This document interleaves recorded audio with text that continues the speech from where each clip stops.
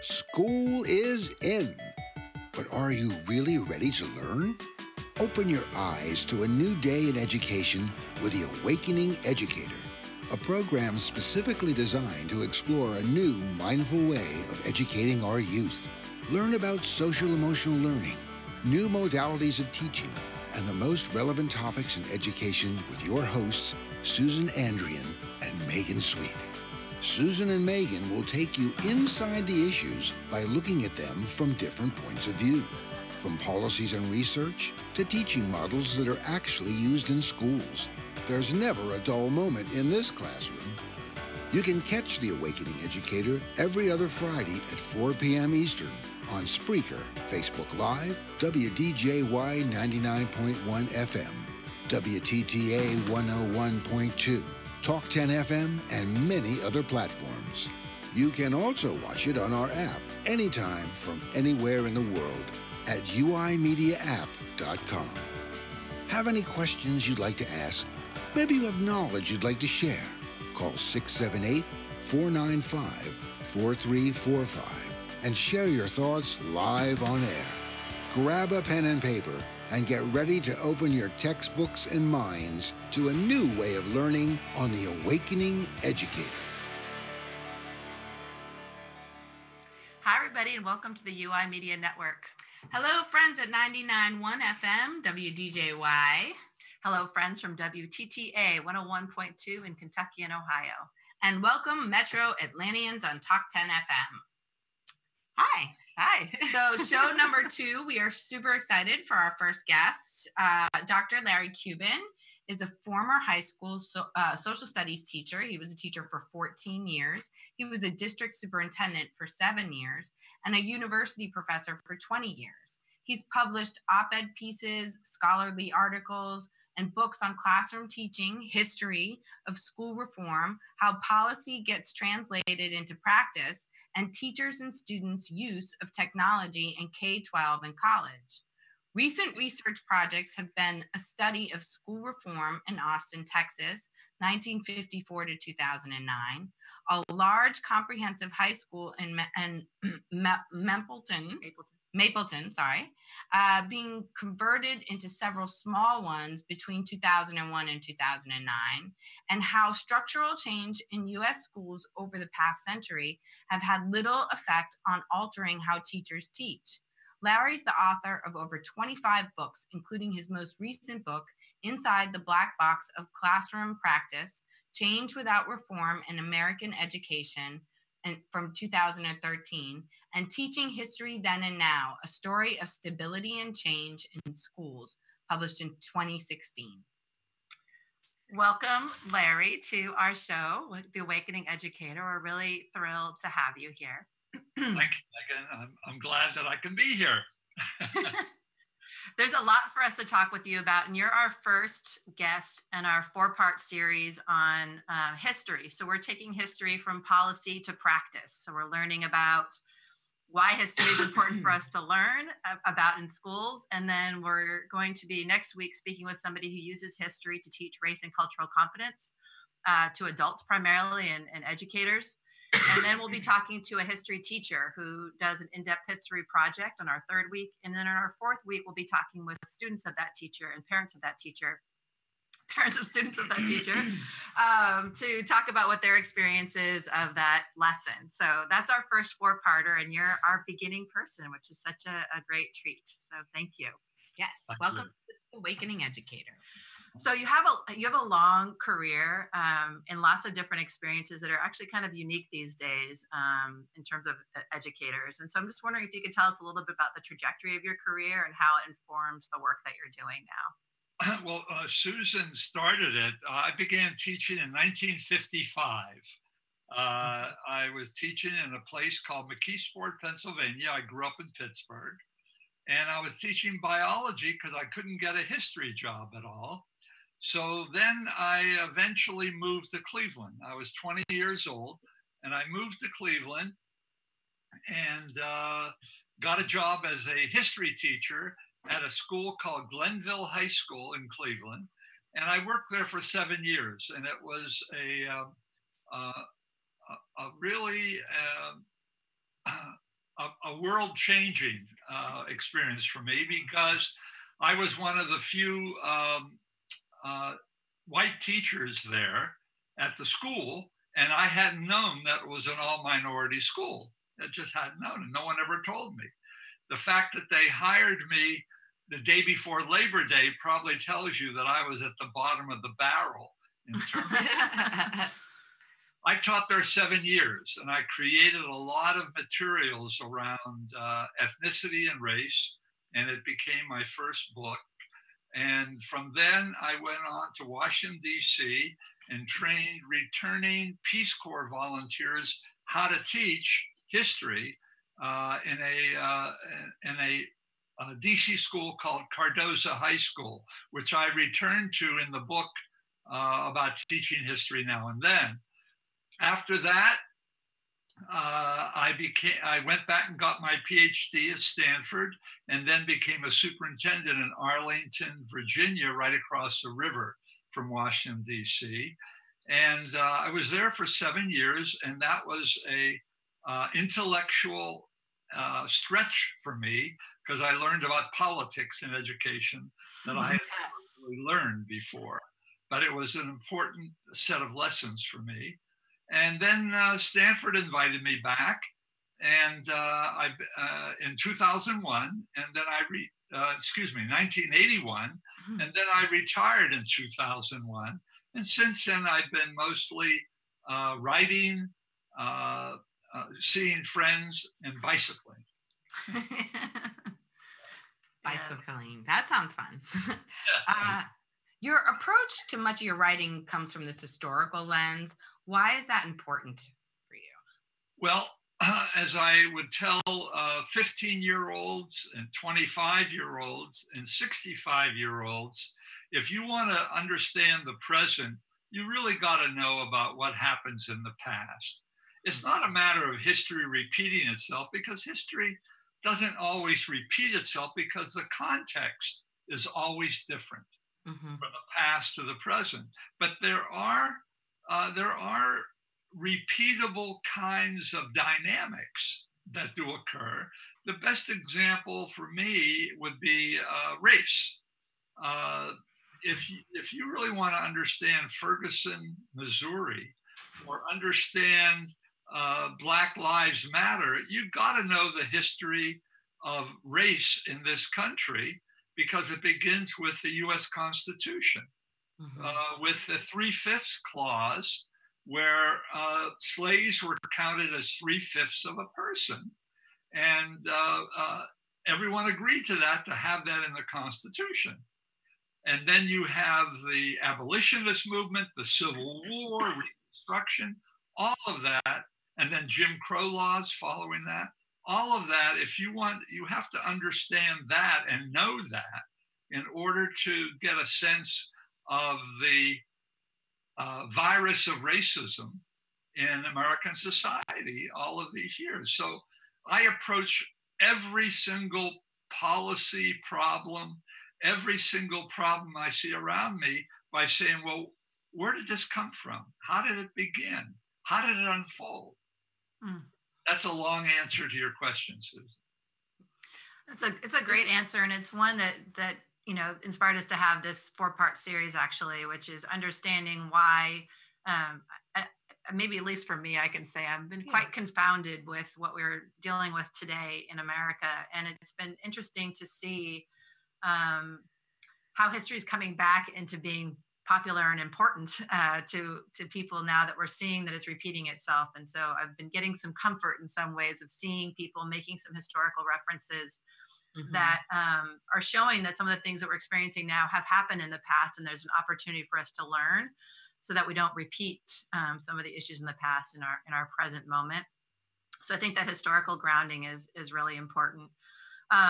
You talk about in one of your books, the Teaching Then and Now book, about this paradox of teaching history to either conserve the past or to change the present. You started talking about that a little bit in your answer to Susan, but I'm wondering if you can give us a little bit more about that paradox that seems to often show up around social studies and history lessons.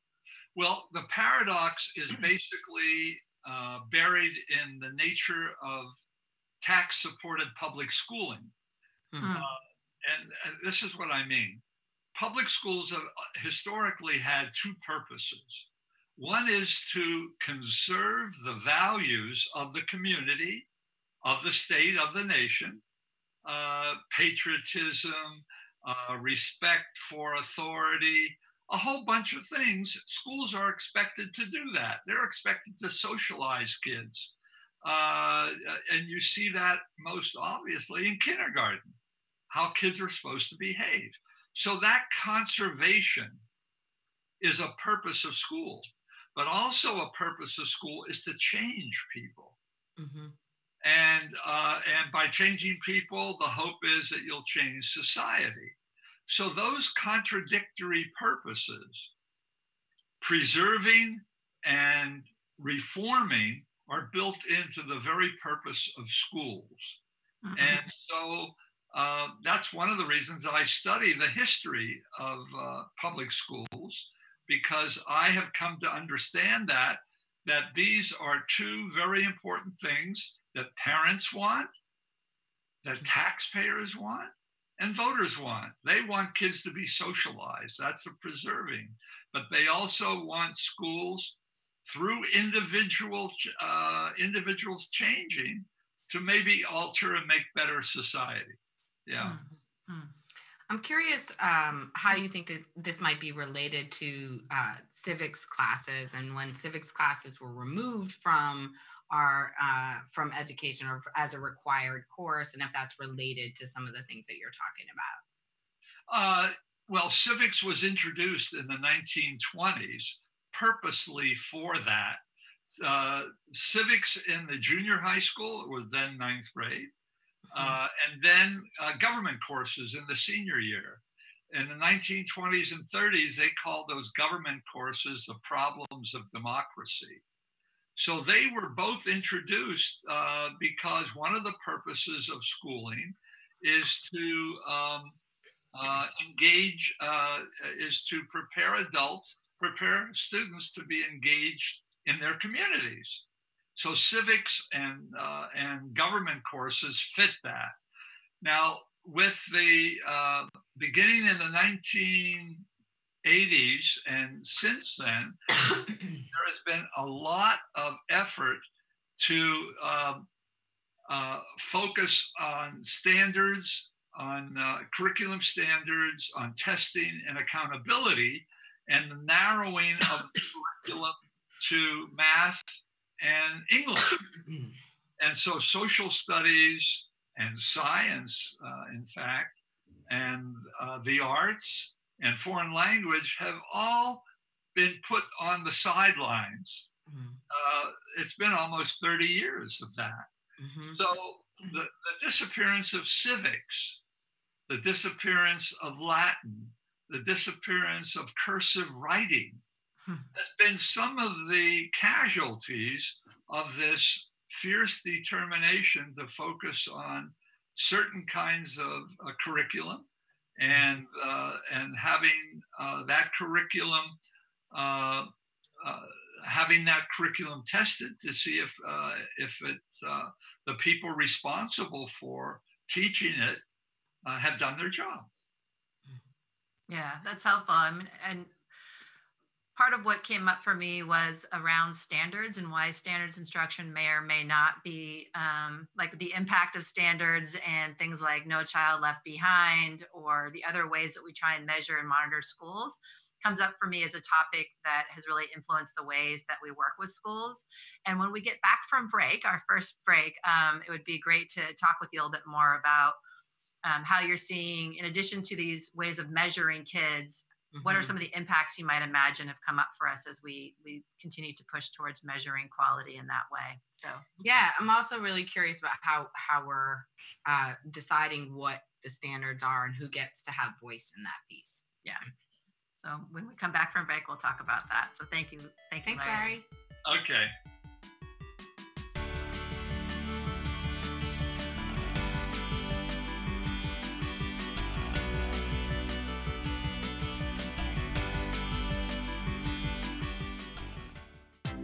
Good day, planet Earth. Michael Don Miguel Litton here in Roswell, GA. Join me every other Friday at 6 p.m. for the Ride the Vibe show, the show where creative folks have the opportunity to share the genesis and power of their creativity, where they can intend having their talent being expressed all over the planet. Find my show on WDJY 99.1 FM on the United Intentions Spreaker channel, iTunes, Stitcher, and many more. You can also find my show on social media on Facebook, YouTube, and Instagram as United Intentions, and on Twitter at Higher Intention. Jump on the wave and ride the vibe. It's a cool way for getting the creative juices flowing. Cheers to a groovy day, and remember to always ride the vibe. Are you going to go out the next? Welcome back to The Awakening Educator. This is Megan Sweet and Susan Andrian, and we're with our guest today, Larry Cuban. You can watch us now and listen to all of our shows live on our new smart app, which you can download at uimediaapp.com. Yeah, and if you have any questions or would like to say hello, please give us a call at 678-495-4345. Yeah, you could ask a question live on the air with us, so that would be really cool. Yeah. So, Larry, welcome back. And as we were going into break, we were going to ask you about, you started talking about how the history of teaching history and civics and other courses in the United States, and how those have shifted and changed as our priorities have changed. And I'm wondering if you could talk to us a little bit about standards. We've had two different kind of implementations of standards now. And actually, when I started teaching, we didn't really have standards yet, I don't think. And we've now gone through two waves of them and new ways of then measuring student achievement. And I'm just wondering if you could talk to us a little bit about that and how you think that's shaping our education. Well, there have always been standards in schools.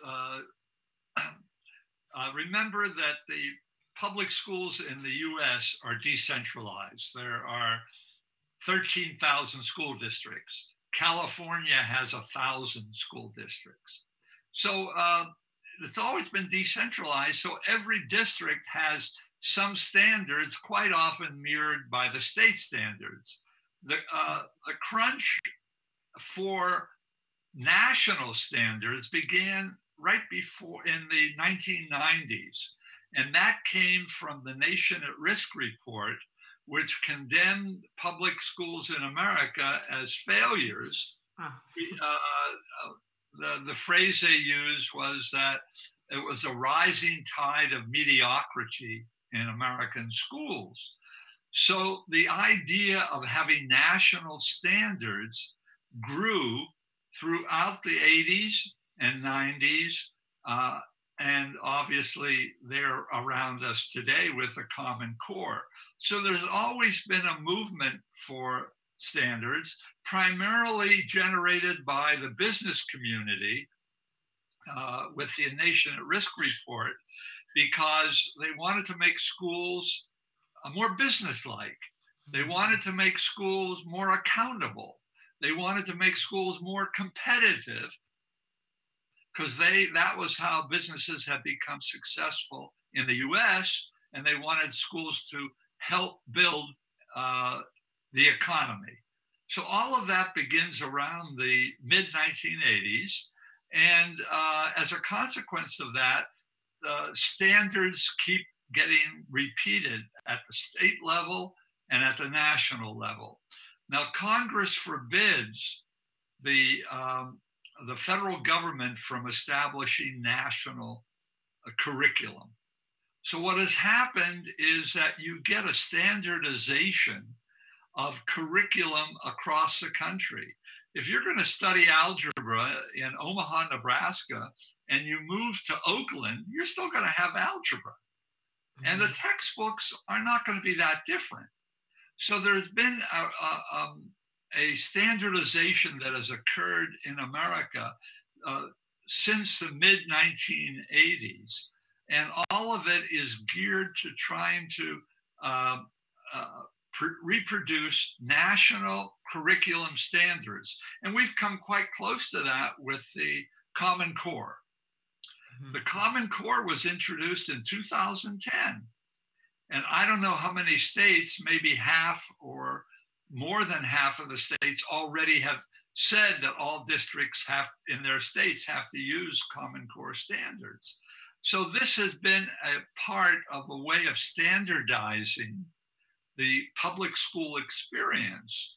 And then when with No Child Left Behind, that lasted from 2001 to 2015, then you have further standardization through testing.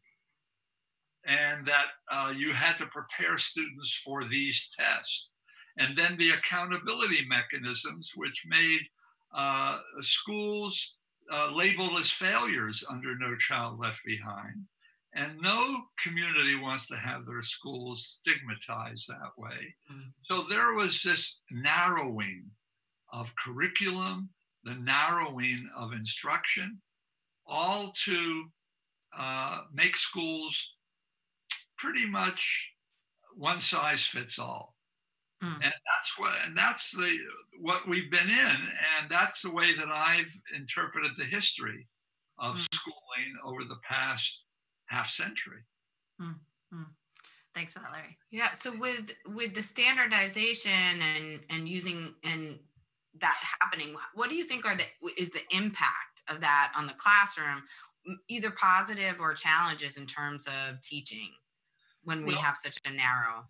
The positive side would be what No Child Left Behind was to focus on ethnicity and race. That was very positive because that was never done on the national level. It was done in Texas and California and Florida, but George W. Bush nationalized the Texas thing and said that you got to be concerned about this achievement gap between whites and minorities. That had never been publicly discussed at the national level. That was a real plus. The biggest minuses have been that the achievement gap that was recognized at that time is still there. The abyss that exists between minorities and whites insofar as academic achievement is still around. That hasn't closed. It may have been reduced in some places, but it really hasn't closed yet. The second is that it narrowed the curriculum, what I said, and that the state test became the be-all and end-all for teachers. If your kids scored poorly on that test, you ran a risk within that school and within the district that you would be reprimanded, admonished. And then it was not too long after that the idea of using student test scores to evaluate teachers came in, because test scores were used to evaluate principals, test scores were used to evaluate districts. So this goes on and on. Those are negatives from my point of view. Yeah. Well, that's a great segue into something I wanted you to talk a little bit more about, which is that dynamic nature between stability and change that face so many teachers, right? So they're constantly in a place of having reforms and other things kind of brought onto them, and needing to deal with that change, but also trying to navigate their own truth within that and create, some kind of consistency across what they're teaching. And so I'm wondering if you could talk to us a little bit more about your theories about stability and change and how teachers fit in with all of these policies that roll out. Yeah, Megan, I'll refer back to what I said, the initial purposes of schools, of tax-supported public schools in America, is that it conserves and it changes. And so stability and change are built into the very purposes of public schooling. And that happens when you look from the policy to the practice in schools. Teachers have to set up routines for kids. I don't care whether it's kindergarten or AP calculus. You have to set up, as a teacher, these routines. That's stability. Yet at the same time, you don't want to be a prisoner of that stability because there is new software out. You may have Chromebooks in your classroom that has the kind of software for a lesson that you had never done before and not considered. So there's constant change that goes on among teachers. And so when critics say that teachers never change, That's an outright lie. Mhm. Teachers are always changing. Now, they may not change the way reformers want them to change, and they may not change as fast as reformers want, but that's immaterial. That's irrelevant to the teacher, because the teacher's responsibility are the 20 to 35 kids that she has in front of her. So stability and change are built into the school system as its purposes, and it's built into the nature of the age-graded school, and then into the classroom. Yeah, thanks for that. So when thinking about all the different demands that teachers are experiencing and changes within the classroom, I really like what you said about routines and ritual. That's a lot of where I focus when I'm in the classroom, because we're talking about that also being a trauma-informed practice. But I'm curious what you think about how teachers should, or how teaching history is balanced with all the other demands of teaching English and teaching math and social studies, and where it fits in this to make a complete educational experience for our students. Sure. As I said earlier, history informs the present. So if you want to know about, as I pointed out, I use the example of the importance of knowing about slavery and the ex-slaves and the Jim Crow laws in the South, and the migration from the South to the North, and what has happened over the last 3 centuries.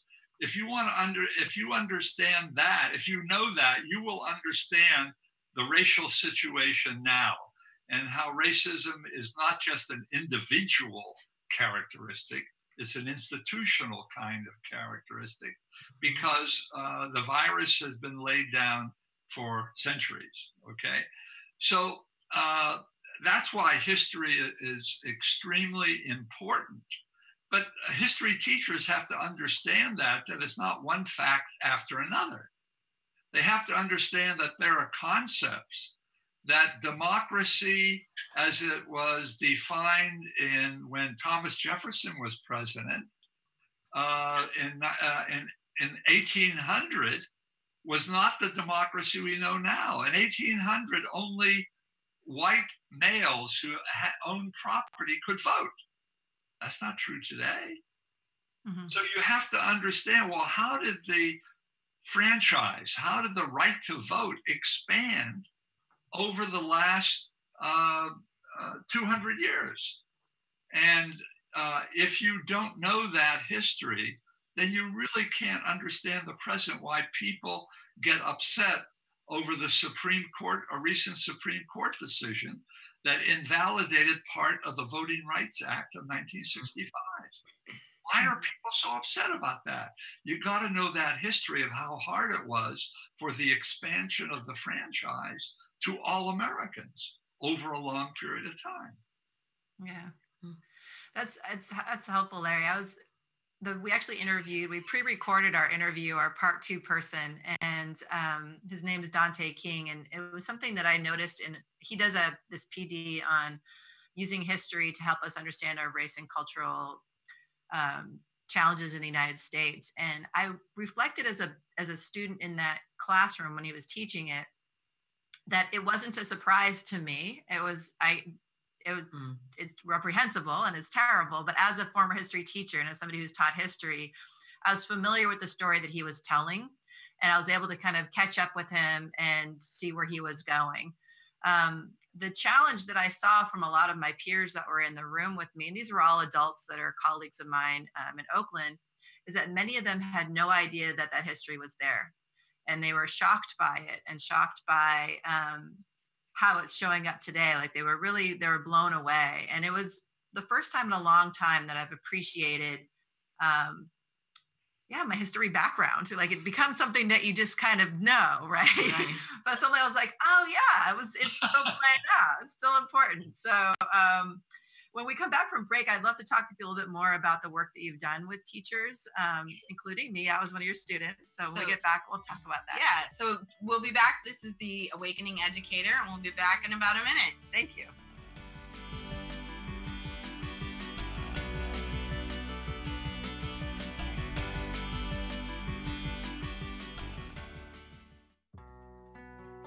With all of life's stressors, it can be challenging to stay balanced and healthy. Hemp-derived cannabinoid, or CBD supplements such as Plus CBD oil are becoming well recognized as a key supplement to optimize wellness. By working directly with our own internal system that maintains homeostasis, the endocannabinoid system, CBD, can help restore the body's natural rhythm when we need it the most. Learn more about Plus CBD oil and how to balance the system that balances you from www.pluscbdoil.com. That's www.pluscbdoil.com. Hi, welcome back to the Awakening Educator. We're here with Larry Cuban. Welcome back. You can connect with us online. You can follow us on social media on Facebook, Instagram, and YouTube as United Intentions and Higher Intention on Twitter. And you can connect with us directly at The Awakening Educator at The Awakening Educator on Facebook, Twitter, and Instagram. Yep, UI Media Network offers a host of advertising services as well, even if your budget's limited. So if you want your business to grow, call 678-495-4345 now and learn more about our specials and for your own commercial. Great. And welcome back again to The Awakening Educator, Larry, and thank you for joining us. When we went on break, I was saying that you've taught a lot of teachers history, how to teach history over time, including myself 25 years ago. And I'm just wondering, like, as you approach teaching teachers, what did you most emphasize in pre-service teachers, and what were the big ideas that you wanted to ensure that teachers embodied, and why? Why were those important? All right, I began training teachers when I was a very young teacher and accepted student teachers when I was teaching in Cleveland. I was in my early 20s, and a local college would ask me to be their affiliate or coordinating or cooperating teacher. So I began then. And I learned an awful lot before I met you, Megan, and was teaching at Stanford about teaching history to people who are going to teach history to young people. When I was in Washington, D.C., as I mentioned, there were a number of returned Peace Corps volunteers who wanted to learn how to teach history. And for over a 4-year period, I taught a number of people how to teach history while I was teaching myself. I would teach 2 classes a day. They would teach 2 classes a day, and we would watch each other teach. So I brought a lot of experience to Stanford before I taught in the STEP program. And remember, Lee Swenson was from Aragon High School. Lee and I teamed up for the 10 years that we taught that social studies course to you and your peers and to a generation of history teachers. So in answer to your question, there are 2 things that I focus on. One is that you got to know content. You got to know the concepts, the principles, and of if it's US history, if it's European history, you have to become very well versed in your field. There is no replacement for content. The second is that historical content can be taught in many ways, but there are ways that are determined by history. So that for the sake of example, Lee and I, it was Lee's idea, not mine, was to use cartoons to train teachers to use cartoons with their kids, political cartoons from the 19th century, from the 20th century. The cartoons that I remember were the ones for on President Nixon with done by the cartoonist Herbert Bloch for the Washington Post. All of those things are a way of exploring history in a different way to get at what are the basic concepts that you are driving at. Now, for that to happen, the teacher has to know about Watergate, has to know about Richard Nixon in order to convey that to the students in many different ways. So that's a long-winded answer to your question, Megan. Well, thinking about the content, and there is so much content, right? I mean, history, and as we go on, the history content gets bigger and longer. Knowing that the decision about what history gets told to who and whose voice is heard and what perspective seems to be really key, especially as we talk about race and culture and systematic ways oppression has continued. What is it? How is it that you see those decisions being made around what story gets told and how and whose lens? Yeah, what I've done over the years with teachers who want to teach history is that they have to use multiple sources all the time, and it could be print and non-print sources, but they cannot stick to one textbook. Even if the district requires you to use a textbook, you don't have to use it every day. You have to have other sources to get at the many voices that have to be looked at in order to interpret the past. Because that's what history is, it's interpretation. It's not a set of facts that everyone agrees on. It just isn't. So you have to have multiple sources. The other thing about history that I neglected to mention when I was answering Megan's question was that it's not only content.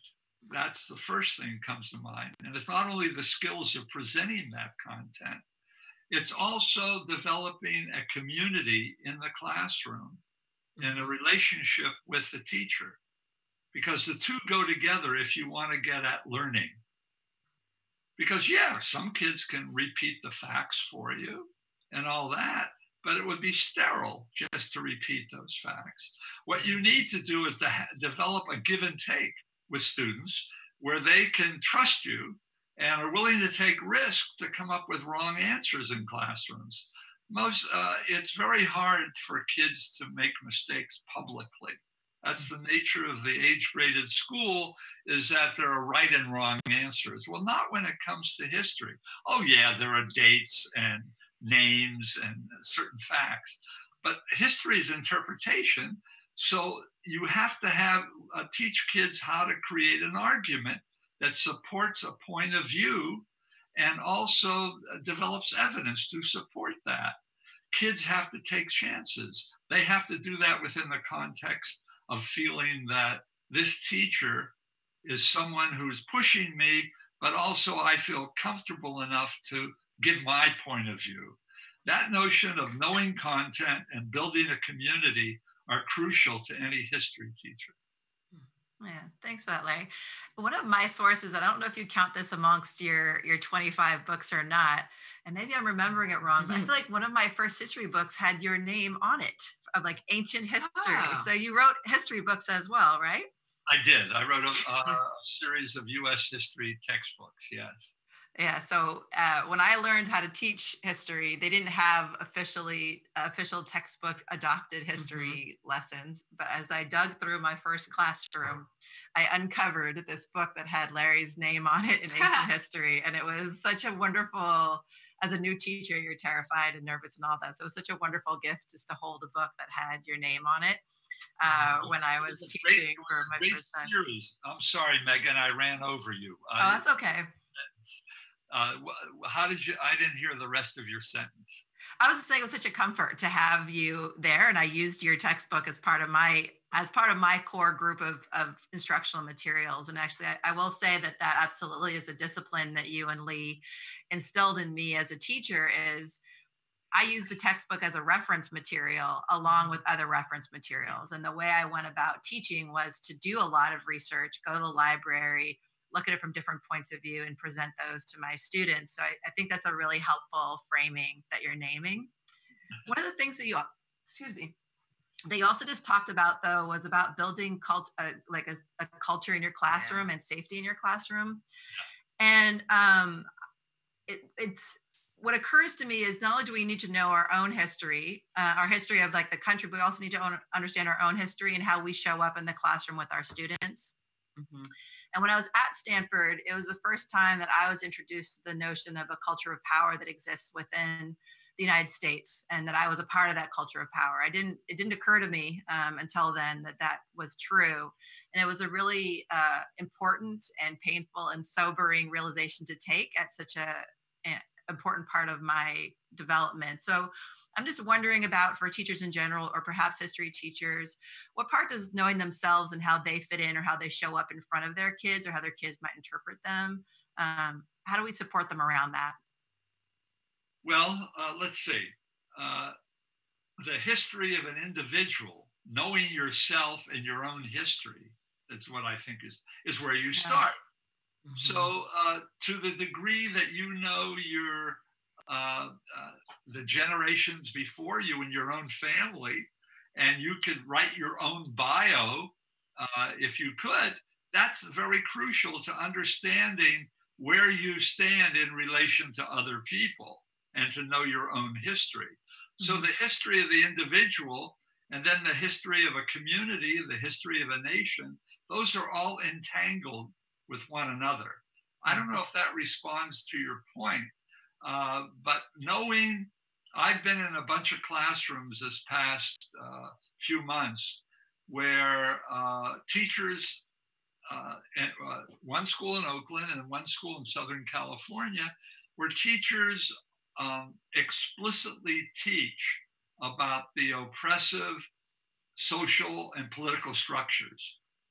That's one way to do that. You know, there are many ways to teach history, and they go into the history of that. Uh, then there are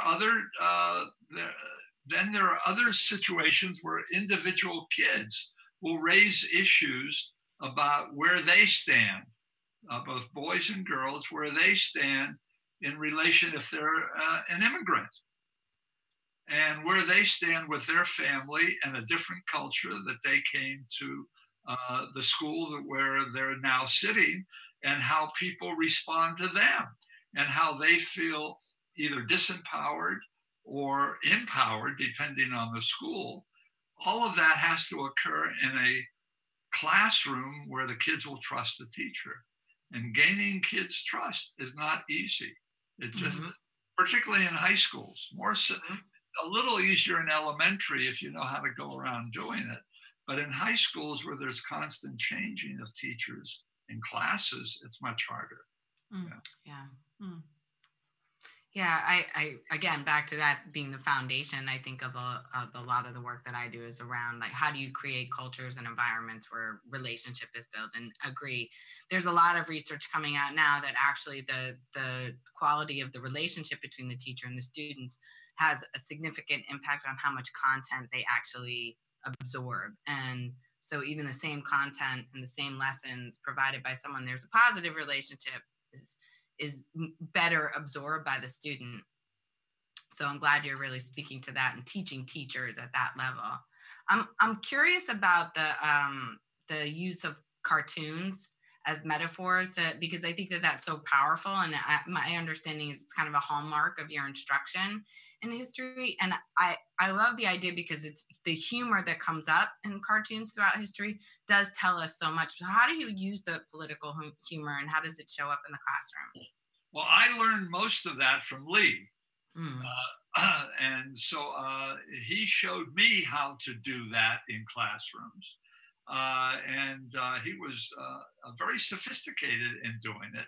And what it does, it shows a particular point in time when, I'm thinking of the cartoonist Bill Maudlin during World War II, where he was trying to show what it was like to be a GI in with mud all over the uniform, with stubble on the GI's face.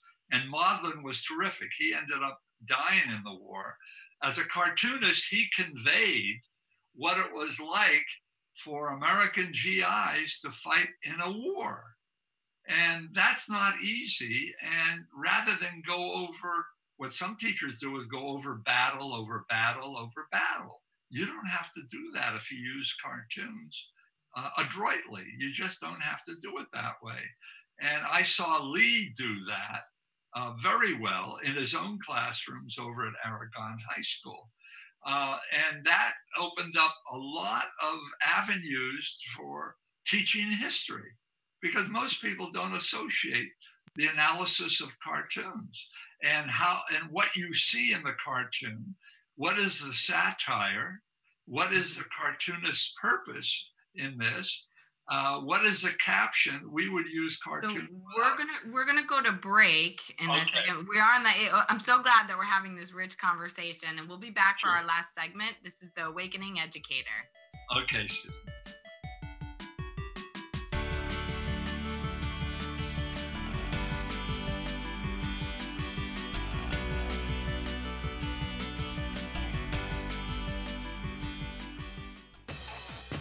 Download the UI Media Smart app at uimediaapp.com to watch and listen to all your favorite shows anytime from anywhere in the world. Shows that enrich, entertain, educate, and feeds the conscious cells throughout your body.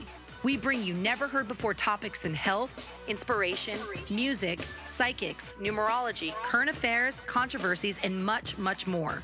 So what are you waiting for? Visit www.uimediaapp.com and start raising your frequency now.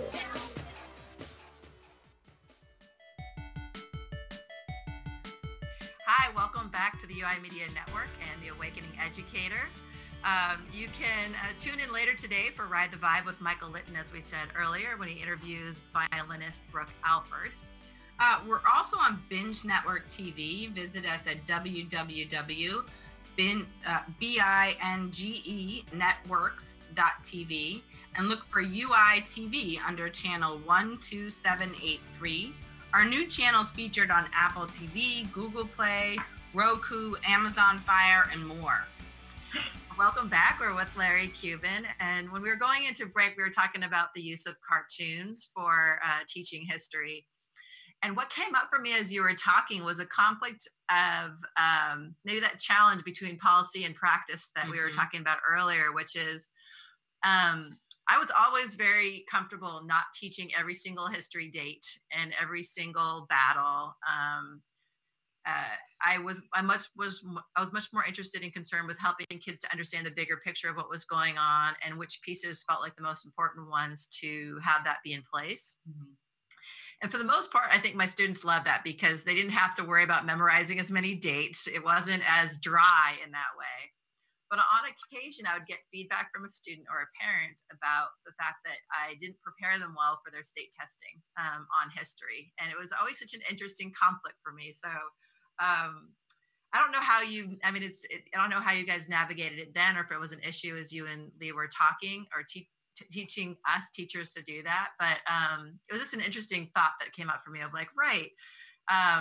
It's that balance again between being able to make decisions in the classroom that feel most important and needed for your kids and preparing them for an assessment that's going to measure the kids' like future trajectory as well as the teachers. I mean, we don't attach it to teacher pay, but that conversation that comes up. So I'm just wondering what you think about that. Sure. This is a basic dilemma facing all teachers. The dilemma is the tension between autonomy, that you have the discretion to make choices about what you are going to teach, and obligation. Autonomy and obligation are conflicting values. That creates a dilemma for you. And so the obligation is you want your kids to do well on the test, and they have a history section. So how are you going to get that across when you know that you want to teach more conceptual stuff and you can't cover everything from Columbus to the Vietnam War? Just can't, or Afghanistan. So this is the tension that goes with every teacher that enters a classroom. It goes in every subject, in English, obviously in history. It goes on in science, biology. You have to choose.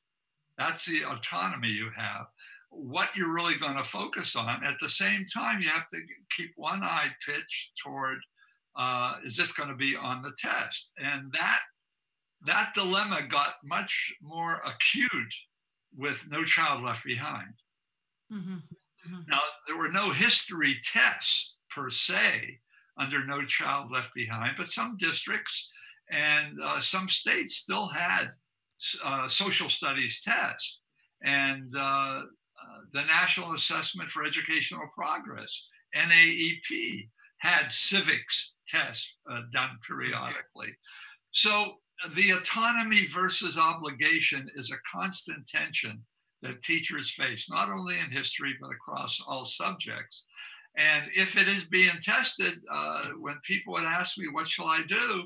I'd say, take a week off toward the end before the test and go over the stuff that you think will be on the test. But then the rest of the year, you exercise your autonomy.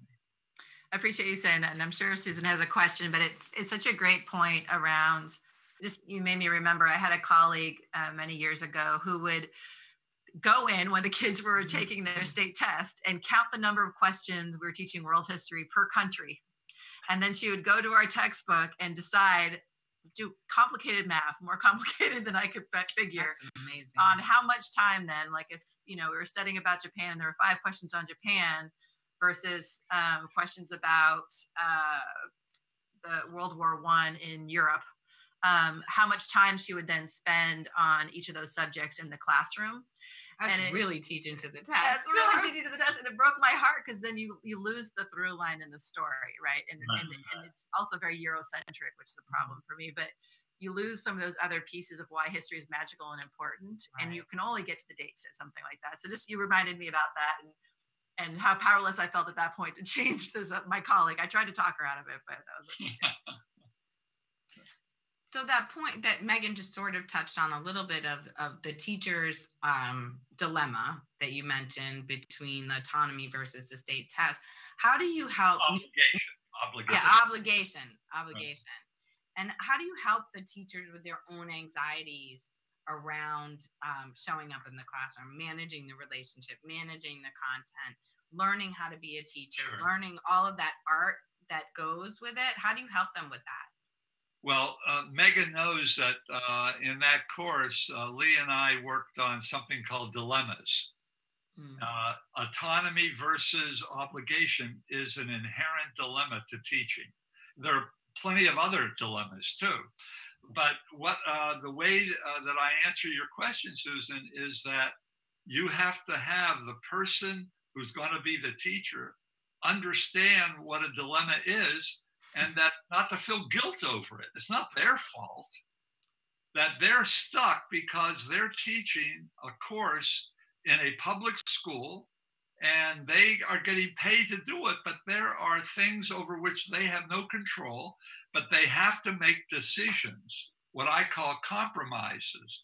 They have to have some autonomy, but they also have to have a sense of obligation to the kids and to their future.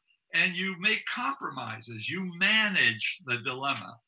And so Lee and I've done that repeatedly with all kinds of folks, teach about dilemmas and the conflict of values that go on all the time within each of us, whether we are teachers, whether we are fathers, husbands, wives, mothers. All of these dilemmas are part of the human condition.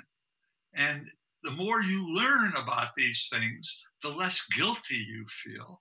And then you figure out, well, what's a compromise that I could best make that'll satisfy some of these conflicting values? So that's what I did with what Lee and I did with Megan and her colleagues, and I continue to do today with my daughters and friends. It's interesting because I think when we think about the awakening educator and our what we want to accomplish on this show, that's so connected to our overall goal is to be able to untangle some of these dilemmas and really think through how can we creatively understand what's happening in our education system and start to think like, how do we support teachers and leaders and creative folks to make the best decisions to create the best education that we can for our kids. Yeah, I was appreciating that too, Larry. And I was thinking about my book a little bit. And, one of the key elements of the book is this self-awareness and being aware that you have to have some self-awareness about what's going on. And I was appreciating, again, the grounding of what you and Lee gave to me as a young teacher. I was 21 when I landed on your doorstep and was teaching kids at 22 years old. And I've always, and I'm sassy, so that might be part of it, but I was aware, and it was normalized that these conflicts are going to come up, and just the brilliance of teaching pre-service teachers that you're going to have dilemmas and you're going to have to make choices. And that's a normal, regular part about being a teacher. I think often actually gets lost on teachers, and then on principals, and then on superintendents. Like, it just keeps going up the line. And so people get kind of frozen, and they're so afraid to do something wrong that they kind of it becomes a real tension point. So I just really appreciate and want to honor the grounding you gave everybody in that from the beginning. And it's one of those things that's so normalized for me that maybe I never even realized where it came from. So I'm appreciating that today. Thanks, Larry. Thanks, Larry. And I think one of the first things you brought up was the disproportionality and the history of disproportionality. And that is another topic that I'm hoping that we can thread through all of our shows on The Awakened Educator. You mentioned your book, but you didn't mention the name of your book. Yes, that's right. That's right. So the name of my book is An Educator's Guide for Using Your Three Eyes. And it talks about how we need to, a lot of what we talked about today in our conversation, Larry, but how we need to learn to see ourselves also from different points of view, and bring that self-awareness into the classroom so that we can address, race and cultural competence, create safety in the classroom with our kids, have the internal strength and confidence to make those hard decisions, to live within the dilemmas, and to move through them without getting so stuck. So that's the notion of the book. And it's hard to believe, but we are coming to the end of our show. We only have another minute or two. And so we want to make sure that we thank Larry and thank all of our guests, and also talk about what we have coming up in the next few shows. Yeah. So, Larry, this has been an amazing conversation. I think not only about history, but also about teaching teachers, which is such an important piece of our education system. And I think that often it feels foreign to what's happening in this classroom. And so we're so grateful that you've brought that lens. Well, thank you. Thank you very much. Yeah, I think it's often we people think that teaching is something that you can learn over a summer or really quickly. And but there's a lot of art that is built into it, and a lot of intentionality, especially if you go through a traditional program. And so I just want to honor that and thank you for the thousands of teachers that you've touched over your lifetime, all for much better. And so grateful for you to come on the show today, Larry, and grateful for your continued presence in my life all these 25 years. It's been wonderful. And you in my life too, Megan. Oh, thank you, Larry. Bye, Larry. I want to thank my son, always, and the crew over at United Intentions, Wahid and Davey today for helping us with the show. Thanks, Wahid and Davey. You're the best. I would like to thank my children, Gus and Izzy, and my amazing husband, Chris, for supporting this and all of the crazy ventures. And of course, No Small Children, whose music is featured both at the beginning and the end of our show. You can find a link to No Small Children music on the Awakening Educator Facebook page. Yeah, and just want to thank everybody for joining us today, and to catch us later. Thanks again.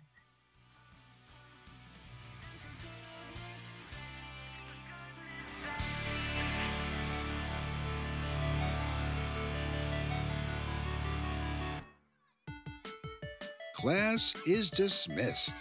Wasn't that fun? Susan and Megan are always happy to greet you on the next episode of The Awakening Educator, every other Friday at 4 p.m. Eastern.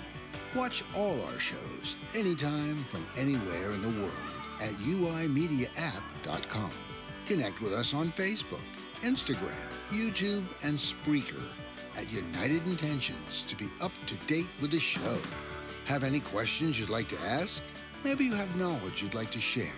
Email us at contact@unitedintentions.org, and we will read your comments live on air. Education is the foundation for a brighter future. Open your eyes to the awakening educator, only on the UI Media Network.